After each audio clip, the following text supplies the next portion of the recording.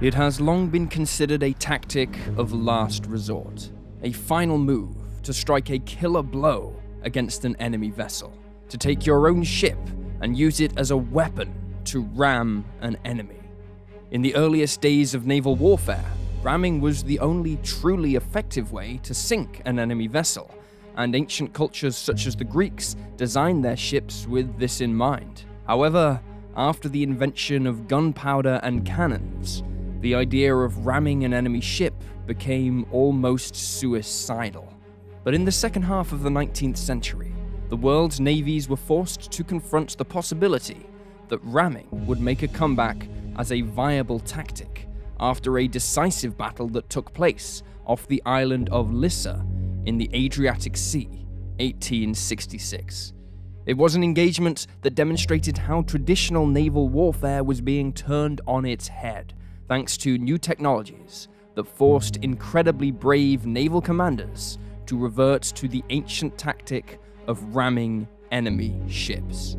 In today's episode, we will examine this incredible dramatic battle and the impact it had on naval warfare forevermore. Welcome to Wars of the World.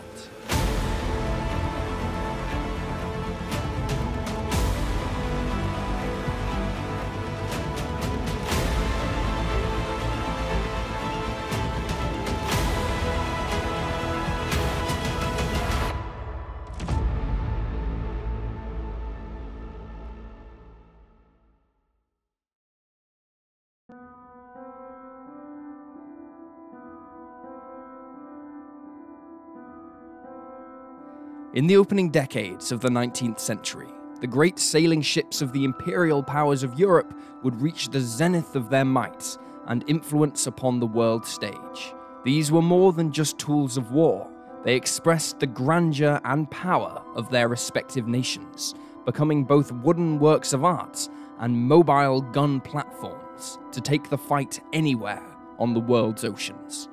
Bigger almost always meant better, and as such, every nation scrambled to build the biggest warship with the most number of guns. The intent is that when two opposing fleets meet one another, they form up in lines and bombard one another, with the side having the most number of guns having the best chance of destroying the other first.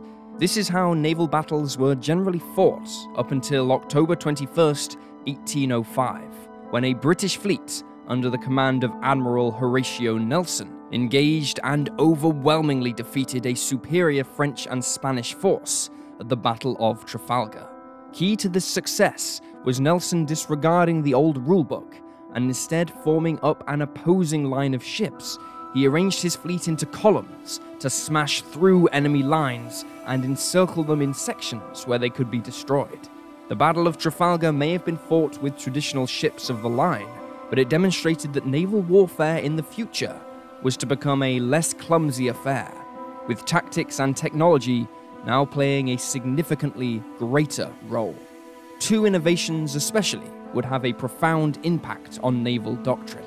On land, the Industrial Revolution was kicking into gear, and key to its blossoming was the application of steam engines to propel carts, trains, and even small canal boats.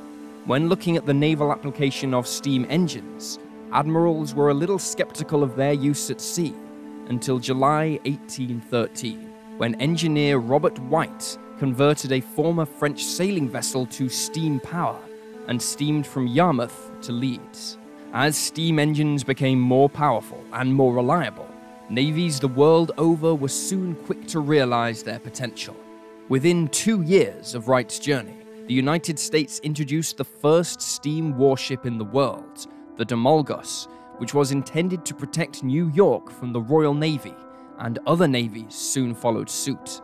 Unlike the powerful, smoky warships of a century later, these early steam-powered warships still heavily relied on their sails for much of their time at sea, only using their steam engines when the wind was low or speed was needed. At the same time, naval engineers were also looking to address a growing threat to warships in the form of explosive and incendiary shells. Instead of traditional solid cannonballs, these new weapons instead featured centers packed with gunpowder that would be ignited by a fuse, which would be lit upon firing. These weapons greatly increased the damage that could be inflicted upon a wooden sailing ship, this being proven by Russian warships decimating an Ottoman fleet in 1853, and it became a matter of urgency to effect a counter to these new weapons. Naval engineers had already begun experimenting with replacing much of, if not all of a vessel's hull with iron instead of wood, and the steam engines helped to address the problem of the extra weight that would otherwise slow the ship down and make it vulnerable. Again, the United States was quick to capitalize on the potential of this new technology and produced the first iron warship, the USS Michigan, in 1843, while Britain and France used floating gun batteries encased in iron against the Russians during the Crimean War. Steam-powered versions of these batteries were only capable of 4 knots and had a short range, meaning they had to be towed into battle. The first truly ocean-going warship with steam engines and iron armor was the French warship Gloire, launched in 1859. This truly revolutionary warship featured a wooden hull designed along traditional lines, but was clad in iron plates 4.5 inches thick, hence the designation Ironclad. Gloire was armed with 36 6.4-inch guns and could be propelled by a steam engine that drove a single screw propeller, which took it to a speed of 13 knots. These factors made the Gloire the most formidable warship of its day, and sparked an arms race amongst all the great naval powers to convert or build more ironclad warships. However, in their haste, they neglected to address one simple fact: no one yet had a truly effective way of sinking an enemy ironclad. This was spectacularly demonstrated in the first ironclad versus ironclad battle on March 9th of 1862, during the American Civil War. The Union warship Monitor and the Confederate ship Virginia expended nearly their entire ammunition stocks trying to sink one another, before both ships resorted to attempting to ram the other, without success. The results of the battle guaranteed that all future warships would be armored to some degree, but this only exacerbated the problem of guns being unable to destroy enemy fleets. Both sides fighting to a draw is not a victory, and this left many a commander the world over pondering the possibility that they too might have to use their own ship as a weapon. A new generation of warships began to feature rams in their design, should they ever find themselves in such a desperate situation, but their effectiveness was still open to debate. But that would very soon change.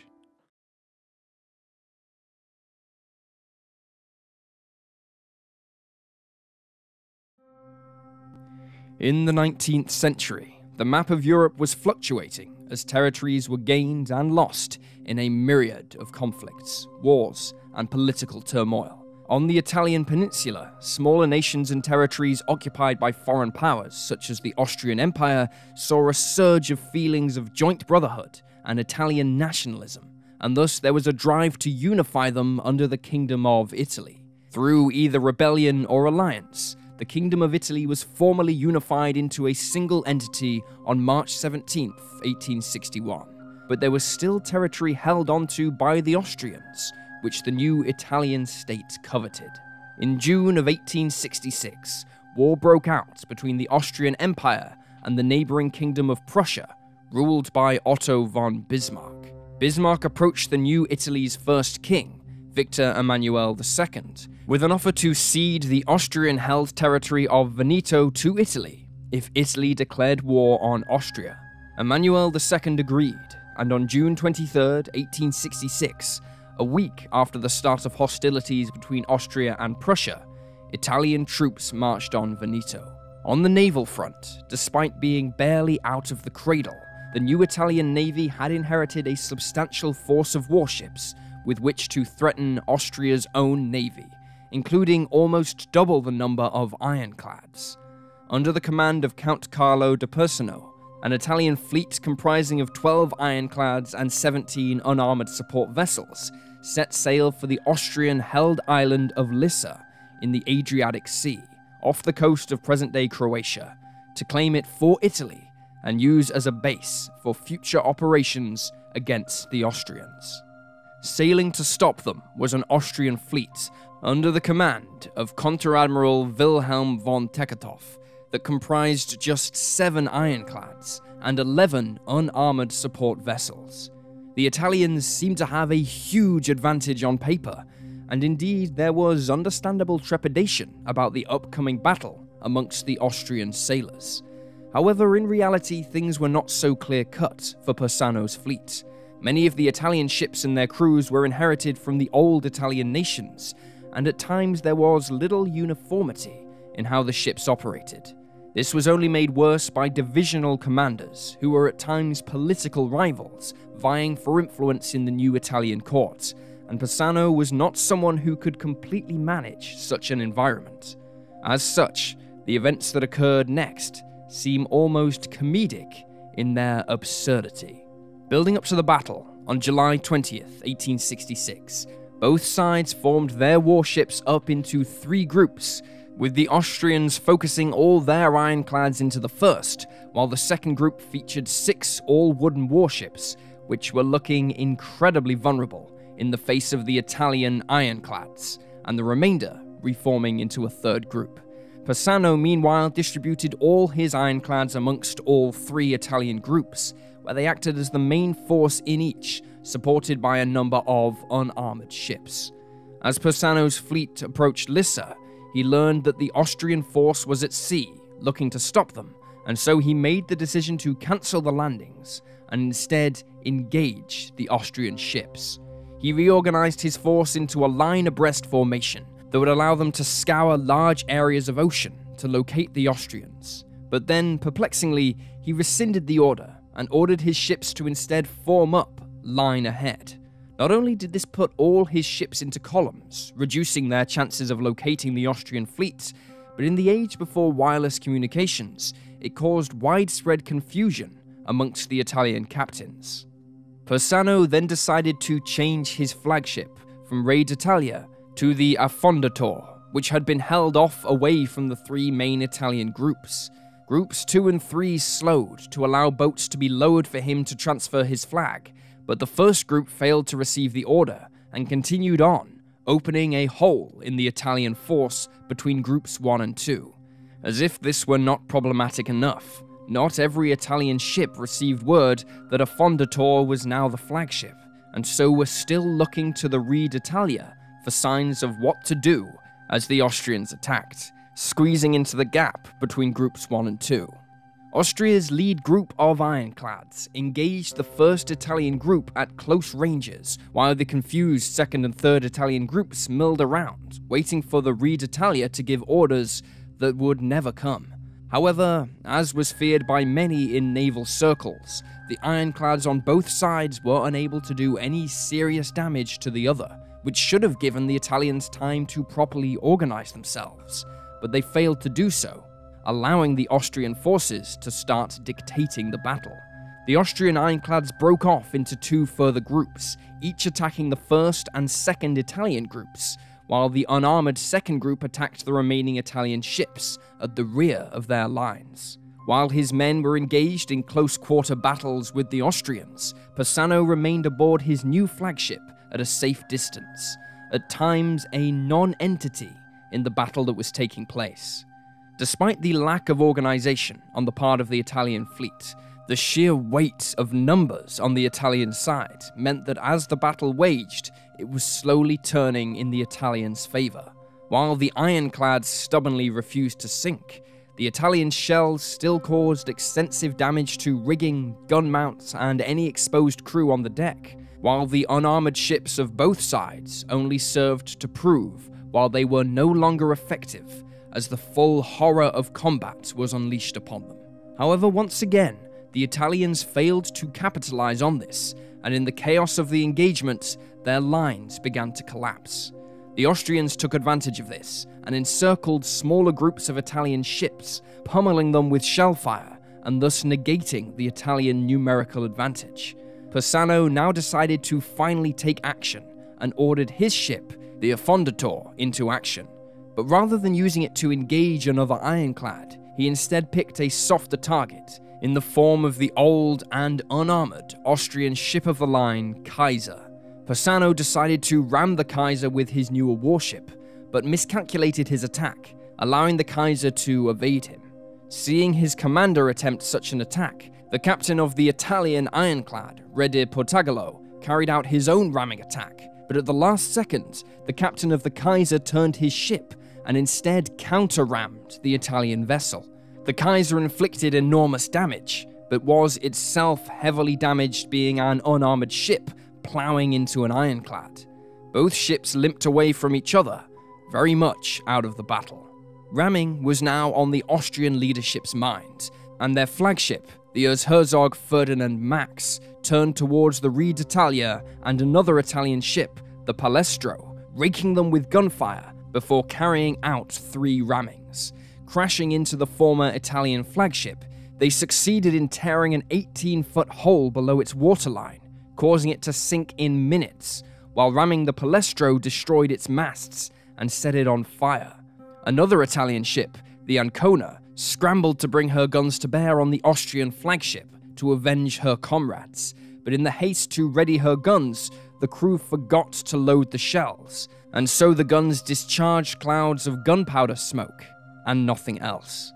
As the battle was drawing to a close, the still badly damaged Kaiser was again in close range with Persando's Affondatore, but the Italian commander had had enough, and signaled his ships to break off. Italy's losses in this battle came to 660 casualties, and 2 ironclads sunk, compared to Austria's 176. And added to this, of course, was the Austrians preventing the Italians from capturing the island.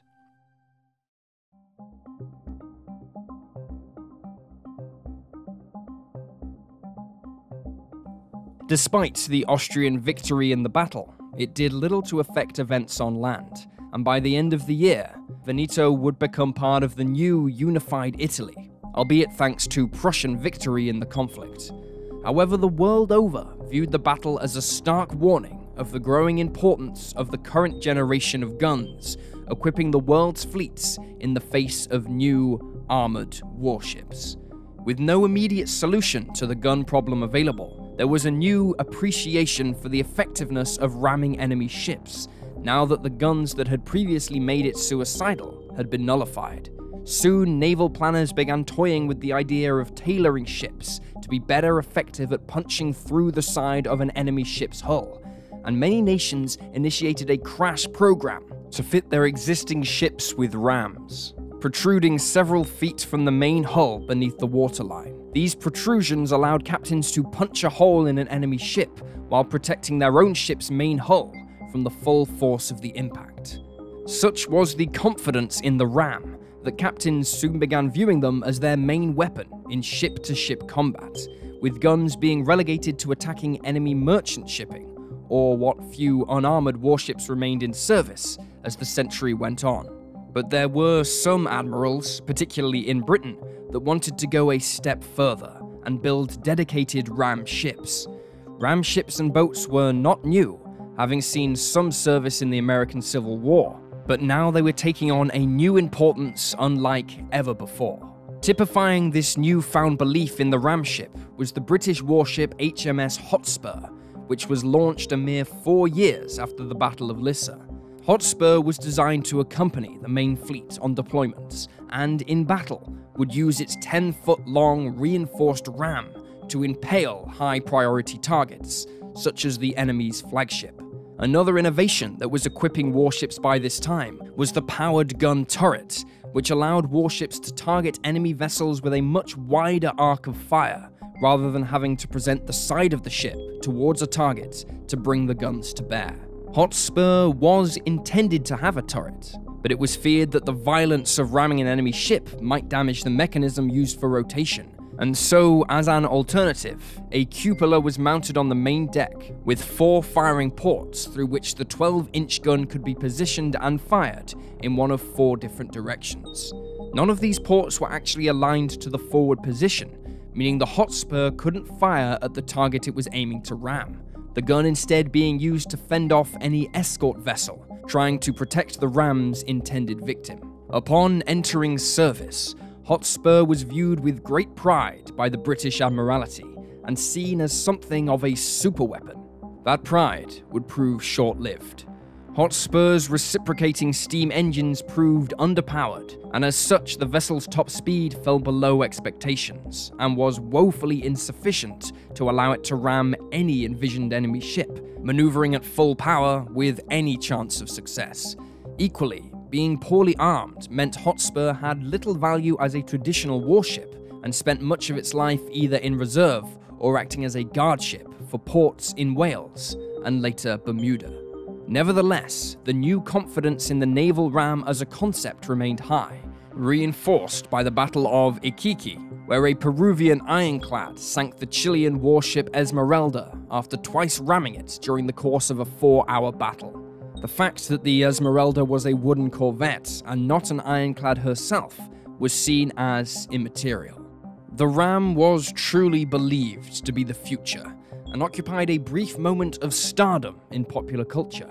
The famous fictional warship, Thunderchild, from H.G. Wells' science fiction classic War of the Worlds, the book from which this channel draws its parallel name from, was an ironclad torpedo ram, and in a suicidal final attack, destroys 3 Martian fighting machines.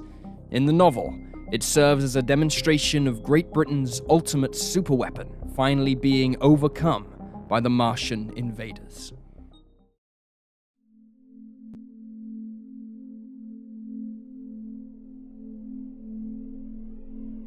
Despite the obsession with equipping warships with rams after Lissa, they would not see any significant use in the various conflicts that would spark up through the remainder of the 19th century. However, this is not to say that the rams didn't chalk up a number of victims.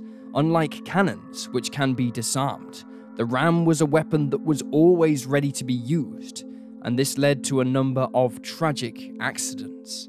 The arrival of the 1890s would see a string of shocking disasters, where the inclusion of warships equipped with rams either exacerbated the results of an accidental collision or even caused it in the first place. On March 17, 1891, the British warship HMS Anson, equipped with a ram, was anchored in Gibraltar Harbour as the passenger ship SS Utopia steamed into dock. The passenger ship was hit by strong winds and was pushed towards the bow of the Anson, where the warship's ram tore a gaping hole in its hull. Within 20 minutes, the Utopia had sank, and of the 880 souls on board, 562 perished.